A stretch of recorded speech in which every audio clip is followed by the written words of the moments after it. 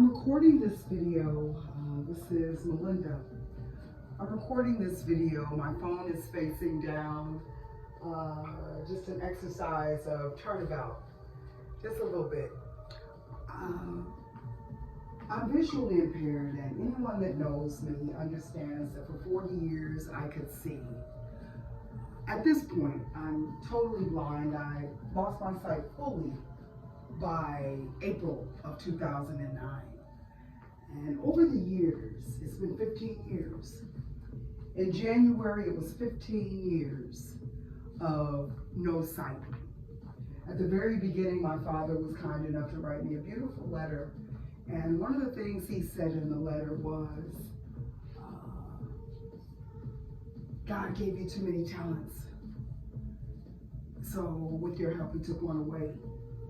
Now you can really get to work. And I thought about that statement in his letter, as well as John Milton. John Milton was blind. He wrote a poem, and a part of that poem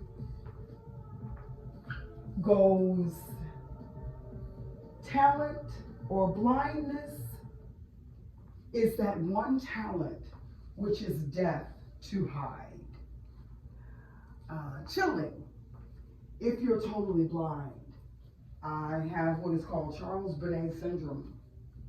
And I have images, whether my eyes are open or closed, I see the same thing. And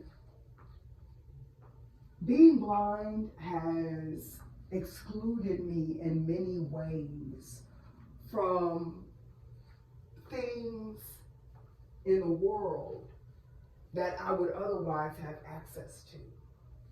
Some things I'm unaware of because I've never gone after the thing.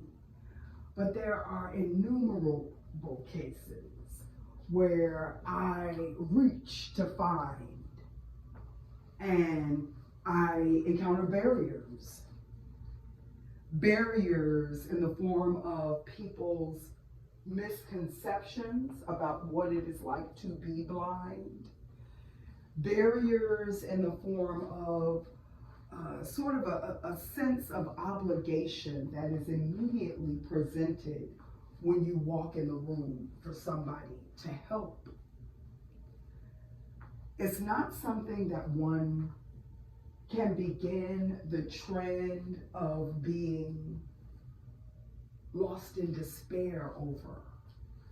Because if you get lost in that type of despair, it's like a black hole sucking out all the light. What I have done up to this point in my journey of being blind is stand at a distance with regard to communicating what it is like. I am going to end that trend with this video of my phone facing down, because I have absolutely no idea how to stand, center camera, and that kind of thing. I don't want to humiliate myself in that way. But I do want to share the experience. I want to share the experience because I know for certain there are individuals who have lost their sight and have encountered these barriers. And maybe some of them were so lost in despair that they drank themselves to death, or they smoked themselves to death, or they did some other foolish thing because they felt like that was a quick fix and an answer. I'm not here to argue that because I don't know if that's an answer. I know that it wasn't an answer for me. However, if there's anyone under the sound of my voice that is dealing with a disability, it doesn't have to be blindness, make sure that you stay encouraged. And if you feel like you are being wronged, give yourself a little while to think about it. Don't respond immediately. Think it through. Think it through. Dr. Phil McGraw says, he says a lot of little words of wisdom. One of the things I heard him say was the expression outrageous overshadow. I had an experience with attempting to become a part of a program on more than one occasion where something overt in its content and its effort to exclude or to put up a barrier has presented itself on many occasions. And there are certain things that I definitely would like to do with my life, and I see that I'm walking against a tide. It certainly is making me stronger, but I don't want to be Melinda Luther King. My therapist, she coined that. It was pretty funny.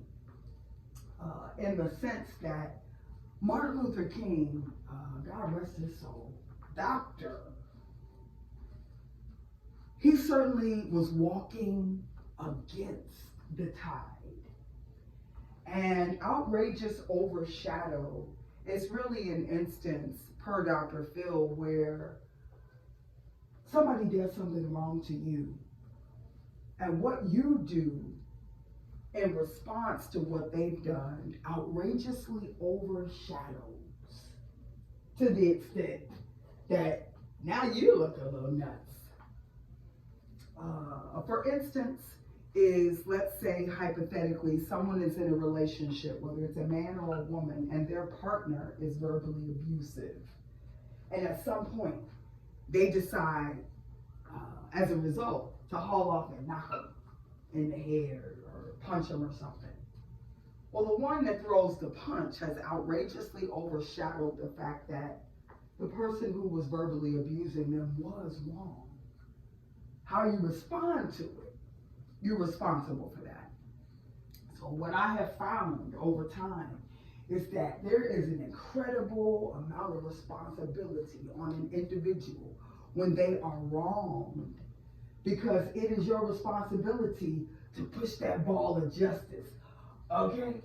If you're gonna push it uphill with your tongue, it's got to get there, and you cannot wild out. You cannot act a fool, start calling people out of their name and all the rest of that kind of thing, because when you do that, you take the attention away from the matter, the subject at hand. And that's the thing you want the light shining on. You don't want to become a black hole, suck out all the light, and then whatever justice was meant to be had, you won't see. No pun intended. So this current issue that I have, I tried to enroll in something and I experienced incredible exclusion. And it's with a very prestigious organization, institution, body, that I would never be specific, because I don't want to outrageously overshadow. I just want to make a point. If you have a cause, if you have been wronged, if you suffer from total blindness, visual impairment specifically, then we are in a lateral way responsible for trying to push that boulder uphill with our tongue. And I promise you, it is that difficult. If it wasn't for the fact that I'm so articulate, if it wasn't for the fact that I'm extremely tenacious, and so this guy said to me in Rochelle, Illinois one time, his name is Corky, he said, "You know, you are an honorary little shit." I said, "Well, I take that as a compliment, Corky. I think you might be right." You know, once I sink my teeth into something, good luck. So don't ever give up on yourself. Whether your issue is total blindness, whether your issue is mental health disorder, if you're quadriplegic, you're stuck in a wheelchair, if you are deaf, if you're hearing impaired, right? If you're a part of the LGBTQIA+ community, if you suffering from cancer, whatever it is, you must know that if you continue to go against the tide that would resist the justice you deserve, then together with compound interest, we get these things done. At the very least, you live a life with meaning. When you wild out all over the place and all that kind of thing, it's a criminal content waiting to happen. And God, my heart goes out to anyone that got caught up in the snare of the criminal justice system, whether they were guilty or innocent, being caught up in that snare. Many instances where a person has truly outrageously overshadowed in response to somebody doing them wrong, and now they have to pay a price. If you're trying to enter into an institution, whether it be a school or a theater or a store, shopping, whatever it is, if there is something about you that precludes you from having access without the assistance of another, just keep pushing. Just keep pushing. Again, this is Melinda. I'm going to send this to all my friends. And everybody keeps telling me, you need to have a podcast. You need to do something. You need to go on the lecture circuit. Okay, well, you know what? It is as easy as what I'm doing right now. I hope that what I'm saying right now inspires somebody as much as saying it keeps me inspired.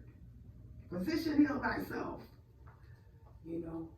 So everybody be well. Thank you for listening. Anybody that took the time, take care.